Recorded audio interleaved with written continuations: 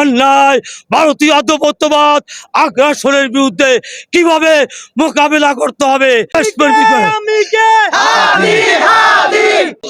হাদিকে অনুসরণ করো, হাদিকে ভালোবাসো এবং হাদি যে নীতি নিয়ে চলছিল সেই নীতিকে তোমরা ধারণ করে চলো। তালিমের বিরুদ্ধে সবাইকে ঐক্যবদ্ধ হয়ে আগামী দিনে দেশ নির্মাণ হবে এবং সেই দেশ নির্মাণ হবে।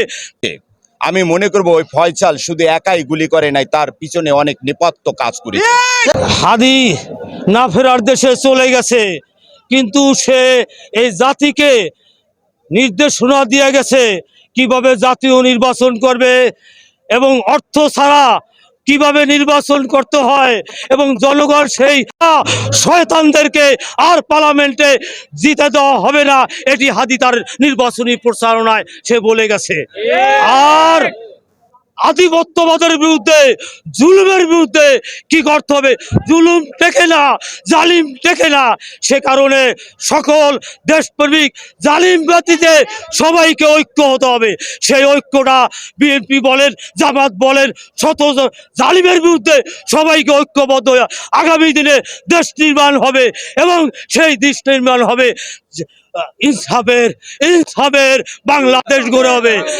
এই দেশে ইনসাফ কায়েম হবে, ইনসাফ কায়েম হবে। এই কারণে আজকে দেখেন লক্ষ লক্ষ মানুষ বিরিয়ানি প্যাকেট পায় নাই, টাকা দিয়ে আসে নাই, দেশপ্রেমে হাদির দেশপ্রেমের প্রতি স্যালুট জানাইতে লক্ষ লক্ষ মানুষ আজকে সমবেত হয়েছেন, তার জানাজায় অংশগ্রহণ করছেন এবং হাদি যে কথাগুলা বলে গেছে সেই কথাগুলা এই জাতি নির্মাণে, দেশ নির্মাণে আমাদেরকে বলে গেছে, আমাদেরকে পরিষ্কার সে বলে গেছে ইনসাফ কিভাবে কায়েম হবে, অন্যায় ভারতীয় আধিপত্যবাদ আগ্রাসনের বিরুদ্ধে কিভাবে মোকাবেলা করতে হবে।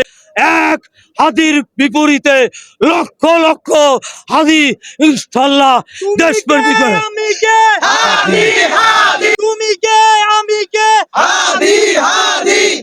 ইনসাফ কায়েম হবে, ইনসাফ কায়েম হওয়ার সংগ্রামে আগামী দিনের আন্দোলনে কাফেলায় লক্ষ মানুষের, কোটি মানুষের রাস্তায় প্রয়োজনে যদি নতুন জালিম এই বাংলার মসনদে আসে, আধিপত্যবাদ আসে, তাদের বিরুদ্ধে ইনসাফ কায়েম করার জন্য লড়াই সংগ্রামে কোটি কোটি লোকের দুর্গম গিরি দুস্তার পারাবার লঙ্ঘিত হবে যাত্রী নিশীতে রাত্রিতে হুঁশিয়ার।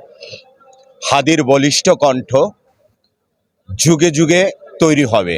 হাদি চলে গেছে, হাদির রুহের মাগফিরাত কামনা করি, জান্নাতের উচ্চ স্থান দান হোক। কিন্তু আজকে এক হাদির লুকান্তরে লক্ষ হাদি ঘরে ঘরে, উড়িষ্যা থেকে পাথুরিয়া, টেকনাফ থেকে তেঁতুলিয়া। হাদিকে যারা গুলি করেছে, আমি মনে করব ওই ফয়সাল শুধু একাই গুলি করে নাই, তার পিছনে অনেক নেপথ্য কাজ করেছে। এ সরকারের ভিতরে রঞ্জে রঞ্জে, পরতে পরতে, আনাচে কানাচে অনেক র লুকিয়ে আছে। এই রকে চিহ্নিত করতে হবে। ভারতের আধিপত্যের বিরুদ্ধে যখন হুঙ্কার দিয়েছিল এই দেশের যুগে যুগে যত নেতা, তাদেরকে শক করে এবং মেকানিজম করে তাদেরকে খেয়ে দিয়েছে, গুলি করেছে, মেরে ফেলেছে। তাই হাদিকে দমিয়ে রাখতে পারবেন। আজকে লক্ষ লক্ষ জনতা এখানে উপস্থিত হয়ে এটাই প্রমাণ করেছে হাদি ছিল বলিষ্ঠ কণ্ঠস্বর, ইনসাফের রাষ্ট্র কায়েম করতেছিল। ইনসাফের রাষ্ট্র কায়েম করার যে প্রত্যাশা হাদি ব্যক্ত করেছে, তার পথ আমরা সুগম করব এবং আমরা এই পথে হাঁটব। আর সর্বশেষ বলতে চাই, এই হাদি শুধু ইনকিলাব মঞ্চের মুখপত্রই ছিল না, এখন টোটাল বাংলাদেশের ইনসাফ কায়েমের মুখপত্র। এই হাদি পথ শিখিয়ে গেছে, হাদি চোখে আঙ্গুল দিয়ে দেখিয়ে গেছে কিভাবে শ্রদ্ধা করতে হয়, কিভাবে ভক্তি করতে হয়, কিভাবে জাতীয় নেতাদেরকে মূল্যায়ন করতে হয়, আবার কিভাবে স্বৈরাচারকে বকা দিয়ে এবং এই স্বৈরাচারের বিরুদ্ধে আন্দোলন সংগ্রাম করে তার এই দেশ থেকে ভারতে পালিয়ে যেতে সাহায্য করে। সংগ্রামী সাথী ও বন্ধুগণ, আমি একজন জুলাই যোদ্ধা, আমার নাম মোহাম্মদ জুলা শাওলাদার। আমার হাত ভাঙছে, পাও ভাঙছে এবং দুইটা আঙ্গুল আমার চলে গেছে। এখন আমরা হাদিকে অনেক কাছ থেকে দেখেছি, এক উপরে আল্লাহ আছে। আমাদের এখন ইন্টারমিল গভর্নমেন্ট যে গভর্নমেন্ট আছে, এ আসলে নির্বাচিত না। আমরা চাচ্ছি অতি দ্রুত একটা নির্বাচিত হোক। হ্যাঁ, সরকারের অবশ্য করণীয়, তার যে ইন্টেলিজেন্ট বাহিনীগুলি আছে, গোয়েন্দা সংস্থা আছে, তাদের মাধ্যমে কাদের বিরুদ্ধে ছক করেছে, হ্যাঁ, এগুলি খুঁজে বের করা। আর আমরা মনে করব, আমরা তো মরে গেছি সেদিনই 24শে আন্দোলনে, এখন আর আমার নতুন করে মরার কি আছে? এখন আমরা শুধু আল্লাহর উপরে বিশ্বাসী।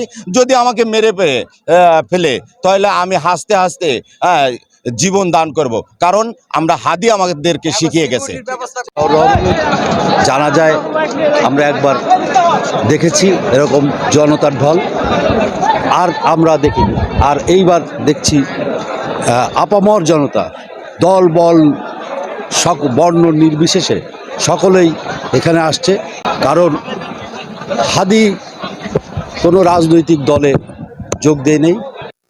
হাদি একটি সংগঠন করেছিল, ইনকিলাব মঞ্চ, এবং তার আদর্শ ছিল এই দেশের মাটি মানুষকে নিয়েই রাজনীতি করার। সেই চিন্তায় সে তার পদকে প্রসারিত করছিল। কিন্তু এটা দেশি বিদেশি ষড়যন্ত্র এটা মেনে নিতে পারে নাই। হাদির মতো তরুণ অল্প বয়সে নেতা ভবিষ্যতে এই দেশের কাণ্ডারি হতে পারত। এই হাদি সত্যিকারে একটা দেশপ্রেমিক ছেলে। অল্প বয়সে তার যে কার্যক্রম, তার কথাবার্তা, চলা মানুষের হৃদয়ে স্থান করে নিয়েছে অল্প সময়। আমরা চাই এই দেশের তরুণ সমাজ হাদির নীতিকে ধারণ করুক, হাদিকে হৃদয় ধারণ করে চলুক। আমাদের তো বয়স হয়ে গেছে, আমরা পাশে থাকতে পারি, কিন্তু তরুণ সমাজ প্রয়োজন হাদিকে ধারণ করা। হাদি যে চিন্তা চেতনা নিয়ে এগোচ্ছিল, এই মাটি মানুষের রাজনীতি নিয়ে এগোচ্ছিল, সে কিন্তু কোনো দলকেই সমালোচনা করতে ছাড়ে নাই। সে যে দলীয় সত্যকেই সে বলেছে। এই জন্য আমরা হাদি আজকে চলে গেছে। আমরা ভারাক্রান্ত হৃদয়ে আমরা তরুণ সমাজের উদ্দেশ্যে বলতে চাই যে তোমরা হাদিকে অনুসরণ করো, হাদিকে ভালোবাসো, এবং হাদি যে নীতি নিয়ে চলছিল সেই নীতিকে তোমরা ধারণ করে চলো। কোনো অন্যায় অত্যাচার নয়। আমরা একটা বিষয় কথা বলতে চাই, সেটা হয়তো অনেকের খারাপ লাগতে পারে, সেটা হচ্ছে মিডিয়ার উপরে হামলা। এটা আমার কাছে সঠিক মনে হয়নি। কারণ প্রয়োজন হলে সরকার ডিক্লিয়ারেশন বন্ধ করে দিত, প্রথম আলো বা ডেইলি স্টারের। কিন্তু একটা মিডিয়া তো তা স্বাধীন, তাকে এইটা আমার কাছে সঠিক মনে হয়নি।